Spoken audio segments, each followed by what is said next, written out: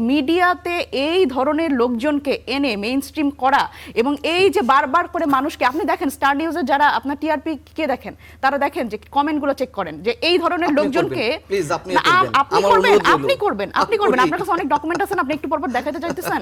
শোনেন, ঘটনা হচ্ছে যে আওয়ামী লীগকে যারা পূজা করে, এই পূজার মধ্যে যে উনিও আসলে ওই ওরশিপ করা লোকজনের মধ্যে একজন। আওয়ামী লীগ শুধুমাত্র, আমি বলতেছি আপনি ডোন্ট ইন্টারাপ্ট, এইটুকু শিষ্টাচার অন্তত আপনি শিখেন, আপনি তো সাংবাদিক মানুষ। শোনেন, আপনি আপনার সময় কোনো কথা বলি না, ডোন্ট ইন্টারাপ্ট, এইটুকু শিষ্টাচার আপনার থেকে আশা করা উচিত। কি রে ভাই, আপনার তো সমস্যা আছে। শোনেন, আপনি চুপ থাকেন। ঘটনা হচ্ছে যে আওয়ামী লীগকে তো শুধু এমনি দেখলে হবে না, আওয়ামী লীগ তো বাংলাদেশের সার্বভৌমত্বের জন্য হুমকি।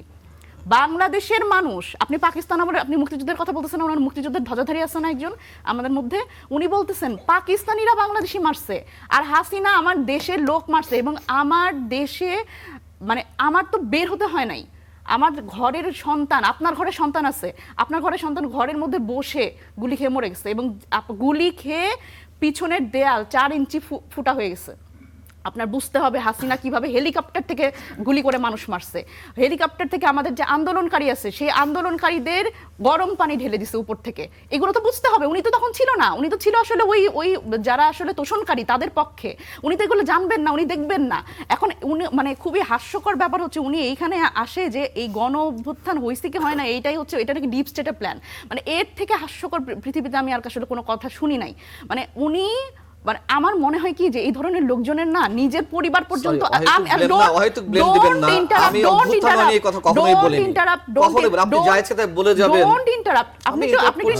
আমার কথাটা বলতে দেন।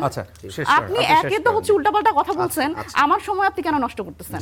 প্রথমত হচ্ছে যে উনি যেভাবে করে সবকিছু ডিপ স্টেটের প্ল্যান বলতেছেন, উনি আমি জানি না যে উনার সন্তানরা আসলে কোথায় আছেন। উনার সন্তান বা উনার পরিবারে একজন যদি গুলি খেয়ে মরতো এই গণ অভ্যুত্থানে, উনি বুঝতেন। উনার কাফরুলে যেই মেহেরুন্নেসা তানহা, তার বাবার সাথে ওনার দেখা করা দরকার। মেহেরুন্নেসা তানহা 5 আগস্ট সে এই গণভবনে গেছে, গণভবন থেকে ঘুরে আসছে, ঘুরে এসে তার বাসায় ঢুকছে, ঢোকার পরে সে বারান্দায় গেছে, বারান্দায় সে গুলিবিদ্ধ হয়েছে 5 আগস্ট।